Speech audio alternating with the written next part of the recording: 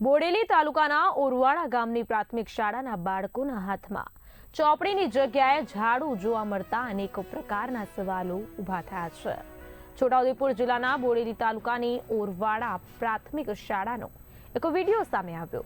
આ વિડીયો સામે આવતા જ શિક્ષણ વ્યવસ્થાને લઈને અનેક પ્રકારના સવાલો ઉભા થયા છે। વિડીયોમાં જોવા મળે છે કે શાળાના કમ્પાઉન્ડમાં પડેલો કચરો બાળકોને ડોલમાં ભરી દૂર સુધી નાખવા માટે મજબૂર કરવામાં આવ્યા હતા। એટલું જ નહીં, શાળામાં આવેલી પાણીની પરબની સફાઈ પણ બાળકો પાસેથી જ કરાવવામાં આવી રહી છે। આ દ્રશ્યો સામે આવતા લોકોમાં આક્રોશ ફાટી નીકળ્યો છે। સાથે સાથે શિક્ષકો ઊભા રહી બાળકો પાસેથી મજૂરી જેવા કામ કરાવતા હોવાના આક્ષેપો થયા છે। શિક્ષણ મેળવવા આવેલ બાળકોને આ રીતે સફાઈ માટે મજબૂર કરવું ખૂબ જ શરમજનક બાબત ગણાઈ રહી છે। સ્થાનિકોમાં ચર્ચા ચાલી રહી છે કે શું આ રીતે બાળકો પોતાનું ભાવિ ઘડશે? શિક્ષકો જો બાળકોને મજૂરી કરાવશે તો શિક્ષણ વ્યવસ્થાની વિશ્વસનીયતા પર પ્રશ્નચિહ્ન ઊભું થાય છે।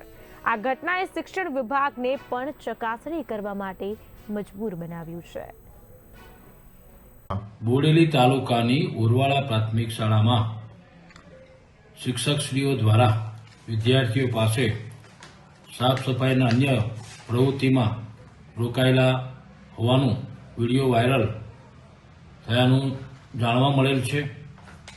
તાલુકા પ્રાથમિક શિક્ષણાધિકારી બોડેલી મારફતે જરૂરી તપાસ કરી અને સંબંધિત શિક્ષકો પાસે જે કંઈ આવું કૃત્ય કર્યાનું જાણવા મળેથી એમની સામે અમે યોગ્ય શિક્ષાત્મક કાર્યવાહી હાથ ધરીશું।